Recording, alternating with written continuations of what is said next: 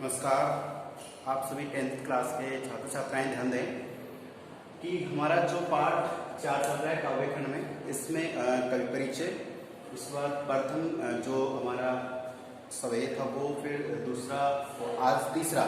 तो आज तीसरा है ये सवय नव के कवित्व छंद है। मैं आपको फिर कह रहा हूँ कि हम देव को पढ़ रहे हैं और देव में क्या पढ़ रहे हैं, कवित्व और सवैया। मतलब जो पद आप जैसे सिंपली हम क्या करते, दोहे कहते, दोहे 2 लाइन के होते हैं, ठीक है। फिर वो 4 लाइन में जैसे दोहा चौपाई बन जाते हैं, 4 के चौपाई, इस तरह से।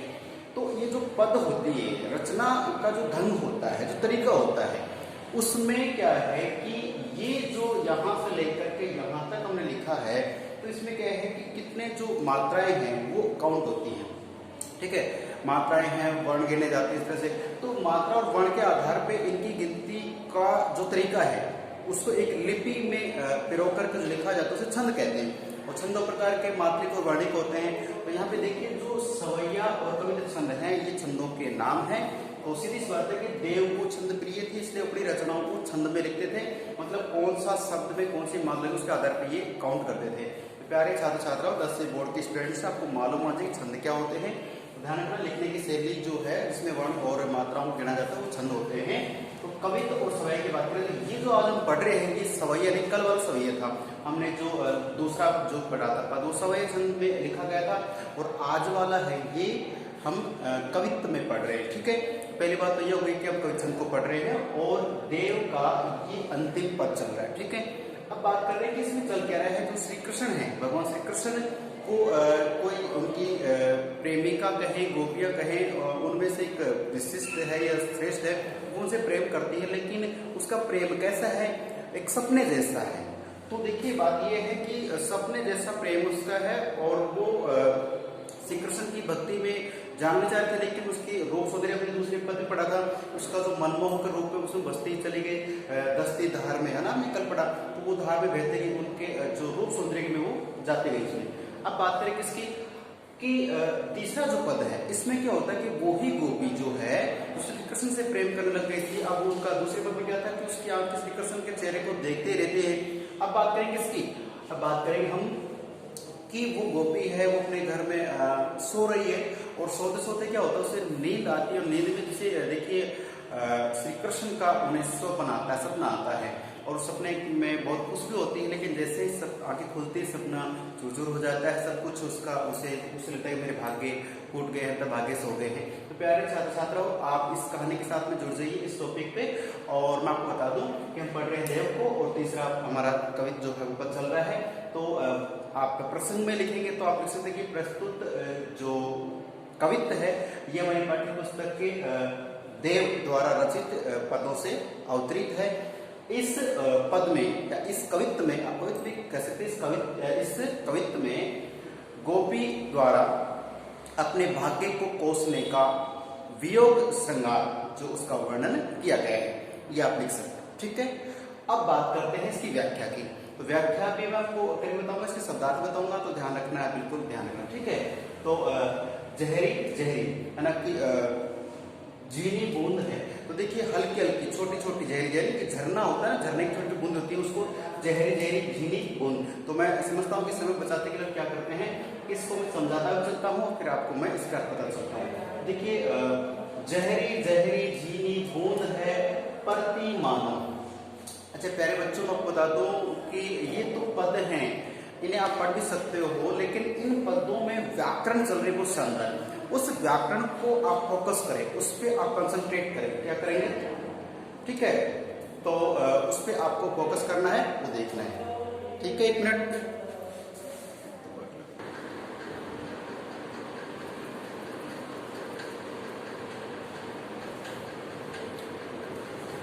देखिए हम पढ़ रहे थे पहले बच्चों ना ये काव्य खंड का, तो बीच में थोड़ा सा काम हो गया था, इसलिए ध्यान दो, वापस अपनी क्लास में लिए कि अपन जो ये देख रहे अपना जहरी जहरी झीनी बूंद है प्रतिमान। तो इसको ये देखिए अपन जो अपने गोपी है वो श्री कृष्ण के प्रेम के बारे में बता रही है हमारे को, इस पर ध्यान देना एक बार हमारे को। तो ये जो गोपी है ये क्या करती है, एक जैसे रात को सपन में है और उस सपने में श्री कृष्ण का सपना आता है और उस सपने का क्या इफेक्ट पड़ता है उसको देखते हैं। तो देखिए, जहरी जहरी झीनी बूंद है बरती मानो। मैं आपको बता रहा था कि मानो शब्द, देखो मैं आपको फिर बता थोड़ा सा कि मानो शब्द है तो जनो जानो, मनो मानो, इव, तो ये इस तरह के शब्द आ जाते हैं। तो इसमें क्या होता है, उत्प्रेक्षा अलंकार होता है। ये नोट कर लेना, याद कर लेना। इसमें क्या है, मानो, तो कहीं भी मानो शब्द आ जाए, जनो या जानो शब्द आ जाए तो क्या होगा, उत्प्रेक्षा अलंकार हो जाएगा। आप इसे चूक मत करना, पूरा ध्यान रखना, ठीक है। चलिए, तो ये हो गया मानो। तो अब बात करते हैं इसका, देखिए उसको अर्थ भी कर चले। तो एक गोपी जो होगा, क्या पढ़ रहे हैं, गोपी है, वो अपनी सखी को बता रही है, सखी मेरे साथ जो हुआ मैं आपको बता रहा हूँ कि जो सपन आया, सपने में सो रही थी और मैंने देखा, क्या देखा सपने में कि हल्की हल्की क्या हो रही है, बूंदाबांदी हो रही, बारिश हो रही, ठीक है, हल्की हल्की झीने झीने कम कम बूंदे आ रही, बारिश चल रही है। प्रतिमान था, ऐसा लग रहा है कि भाई चारों तरफ है मौसम है, बरसात का हो रहा है और हल्की हल्की बारिश आ रही, ठीक है। गहरी गहरी घटा घेरी है, और जो देखिए इसमें गगन में आकाश, जो आसमान है उसमें क्या हो रहा है कि गहरी गहरी अर्थात काली घटाएं हैं, वो उमड़, गहरी गहरी, उमड़ घुमड़ना, उमड़ना घुमड़ना, गहरी गहरी। पुनरुक्ति प्रकाश अलंकार है। कौन सा अलंकार है, पुनरुक्ति प्रकाश, ठीक है। जब उच्चारण भी समान हो, अर्थ भी समान हो तो पुनरुक्ति प्रकाश हो जाता है। चलिए, और एक बात होता है, जब दो शब्द समान हो और अर्थ अलग अलग हो तो यमक अलंकार होता है। जैसे कनक कनकते सोगुना, कनक नाम धतूरे का, कनक नाम किसका, सोने का, दोनों का अर्थ अलग अलग, लेकिन उच्चारण कैसा है, एक इसलिए क्यों हो जाएगा, यमक। तो कभी भी यमक अलंकार की परिभाषा याद करनी, तो सोचो कि दो शब्द समान होंगे लेकिन अर्थ क्या होगा, अलग अलग, तो क्या हो जाएगा, उसमें हो जाएगा अपना यमक। लेकिन यहाँ पे गहरी गहरी, उमड़ना घुमड़ना, तो आकाश में बादलों की घटाएं उमड़ घुमड़ रही हैं। आनी कहियो श्याम मौसू, और आनी आइए, कहियो कहता है श्याम श्री कृष्ण, मौसों मेरे से। और देखिए आकाश में काली घटाएं छाई हुई हैं, बादल मंडरा रहे हैं और हल्की हल्की बूंदे गिर रही है। ऐसे समय में श्री कृष्ण मेरे सपने में आके कहते हैं कि आओ गोपी, क्या करते हैं, चलो झूली बेको आजू। देखिए आप देखिए, चलो झूली बेको आजू, कि मेरे साथ आइए और बगीचे में चलते हैं और झूला झूलते हैं। तो ये एक मनोहारी, जो मन को रोमांचित कर देने वाला जो सेंटेंस, ये दृश्य जो है उसको महसूस करके गोपी बड़ी खुश होती हैं। होली ने समानी, और आप जानते हो जब कोई गोपी श्री कृष्ण को प्रेम करती है, गोपी उनसे भक्ति करती है और ऐसे में उनको भाई बुलाना चाह रही है, तो श्री कृष्ण स्वयं उनको आकर कहते हैं कि आओ गोपी झूला झूलने चलते हैं। इससे बड़ा सौभाग्य किसी को हो नहीं सकता। तो वो गोपी क्या है, बहुत अधिक प्रसन्न हो जाती है, खुश हो जाती है। क्या कहती है, होली ने समानी, पूला में समाना ने बहुत अधिक प्रसन्न हो जाना, ठीक है। चलिए, तो पूली में समानी, भाई ऐसी हो मगन में, तो भाई यानी हो गई, ऐसी इस प्रकार से हो गई यानी मगन, अर्थात वो अपने आप में मगन होकर, मगन का मतलब होता है कि बहुत अधिक खुश होकर के अपने मस्त हो जाना, बिल्कुल चिंता से टेंशन से फ्री हो जाना, मगन हो जाना, ठीक है। चलिए आगे, चाहत उठेयो। देखिए फूल के समाने की बात करते हैं कि मान लो कि बहुत अधिक खुशी मिल जाने पे फूला नहीं समाता इंसान, यानी उस खुशी को जाहिर करने के लिए पता नहीं क्या क्या करता है, वो कुछ भी करता है। तो मान लो अभी 10th बोर्ड के स्टूडेंट्स हैं और स्कूल अभी नहीं खुल रहे हैं और अभी आदेश आ जाए कि आपको बोर्ड में अच्छे को पास किया जाएगा या पिछले रिकॉर्ड के आधार पर प्रश्न बनाई जाएगी, तो आप भी खुश हो जाएंगे कि बिना पढ़े ऐसा हो जाए, लेकिन ऐसा नहीं हो सकता, आपको इसको आना पड़ेगा, ध्यान रखना कुछ समय के बाद। तो हम बात करें होली ने समाना, एक मोहरा भी होता है, बहुत अधिक खुश होना, ठीक है। तो भाई ऐसी हो मगन, मन में इतनी मस्त हो जाती है, खुश हो जाती है, बहुत अधिक प्रसन्न। क्यों प्रश्न आदि क्यों हो रही है, दे दे कि पुलिस मानी भाई ऐसी हो मगन में, ऐसा क्यों हुआ, क्योंकि उस बरसाती मौसम में श्री कृष्ण ने गोपी से आकर कहा कि हे गोपी मेरे साथ चलो और अपन झूला झूलते हैं, और ये ही चाहती हो गोपी भी, तो वो बहुत अधिक प्रसन्न होती है। आगे, चाहत उठे यो उड़ी गई सो निगोड़ी नींद। चाहत उठे अर्थात चाहते चाहना, तो जैसे उसने कहा कि चलो आप मेरे से झूला झूलने चले, तो आपको मालूम है कि वो जो गोपी उसे ये एहसास था कि मैं शाम को सोई हुई थी, वो लेटी भी है, सो रही है, और सोते हुए गोपी को पता कि भाई ऐसे याद आ रहा है कि भाई बारिश आ रही है, श्री कृष्ण मुझे बुला रहे हैं, झूला झूलने के लिए कह रहे हैं। ऐसे में वो सोचती है कि चलो उठते हैं और श्री कृष्ण के साथ झूला झूलने चलते हैं। लेकिन आप जानते हो जैसे वो उठती है तो क्या होता है, उड़ गई सो निगोड़ी नींद। निगोड़ी को निर्दयी, बुरी, अर्थात कई बार से ये एक प्रेमपूर्वक गाली जैसा होता है, दुत्कारना जैसा होता है निगोड़ी, यानी कि जो है तो अपनी चीज लेकिन वो बुरी हो जाती है, तो निर्दयी। अर्थात जैसे मैंने श्री कृष्ण के साथ उठ के चलने का प्रयास किया तो जो निगोड़ी यानी बुराई के रूप में जो निर्दयी नींद है वो मेरी नींद खुल गई, उड़ गई, मतलब नींद उड़ गई, आंख खुल गई, और आंख खुलते ही सपना क्या होता है, चला जाता है। तो वो जो गोपी है एक बहुत मनोहारी सपना देख रही थी श्री कृष्ण के साथ का, श्री कृष्ण के सानिध्य का, वो सपना टूट गया है, सपना भाई दूर हो गया है।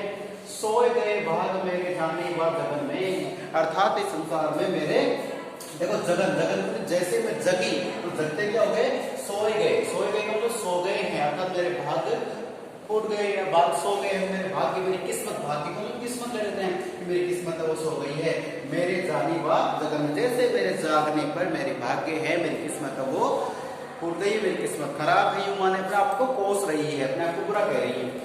आंखें खोली देखो तो घन है न घनश्याम, और जैसे मैंने आंख खोल के देखा कि घनश्याम है, तो घन, घन का मतलब बादल, न तो आकाश में बादल थे और ना ही सामने श्री कृष्ण थे। घनश्याम किसका नाम है, श्री कृष्ण का नाम है। घनश्याम यानी जो भगवान श्री कृष्ण वो भी नहीं है, और घन का मतलब बादल भी नहीं। तो सपना जैसे टूटता है तो अपने आप को पश्चाताप के अग्नि में जलाती है। वे ही छाई बूंदे मेरे आंसू हवे गगन में, वे, और ध्यान रखना वे वहां पर छाई में छा जाती बूंदे, पानी की बूंदे, बरसात की बूंदे, आंसू हवे गगन में। जिस प्रकार से देखिए जो पानी की बूंदे गिरने का जो स्वप्न आया था उससे वो सपना है, अब क्या है कि दुख में उस गोपी की आंखों से आंसू छलकते हैं और आंसू ही उसे बूंद के रूप में नजर आते हैं। तो प्यारे छात्र छात्राओं, ये था आपका चौथे पाठ का अंतिम जो हमारा कविता था। ये विशेष में ध्यान रखना है कि वियोग श्रृंगार रस का इसमें वर्णन किया गया। वियोग, वियोग का मैंने आपको कल भी जिक्र किया था।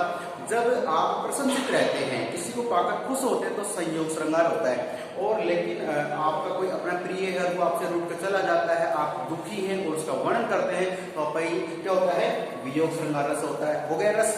बात करते हैं भाषा की, कैसी ब्रज भाषा है जो पद्यों के लिए, पद्यांश के लिए बहुत शानदार भाषा है, अच्छी, और इसमें कविता छंद है। और एक अच्छी बात है कि इसमें अभिधा सब शक्ति, कौन सब शक्ति है, अभिधा, और अभिधा का मतलब होता है जिस रचना को पढ़ के सीधा सीधा समझ में आ जाता है उसको अभिधा सब शक्ति कहते हैं, और जिसमें सीधा समझ में नहीं आए, लक्षण प्रकट करने पड़ते हैं, उसको लक्षणा कहते हैं। और न तो लक्षण प्रकट हो न सीधा अर्थ समझ आए, तीसरी बात समझ में आती है या फिर व्यंग्य होता है तो वहाँ पे व्यंजना सब शक्ति होती है, जो आपके सिलेबस में अगले साल जुड़ने वाली है। तो ये सब शक्ति 3 प्रकार की होती है, मैंने आपको बता दी अभी तक, ठीक है। फिर मिलते हैं नेक्स्ट वीडियो में, नेक्स्ट क्लास में। अब हम अपना व्याकरण का पोर्शन भी शुरू करेंगे। ओके, नमस्कार, धन्यवाद।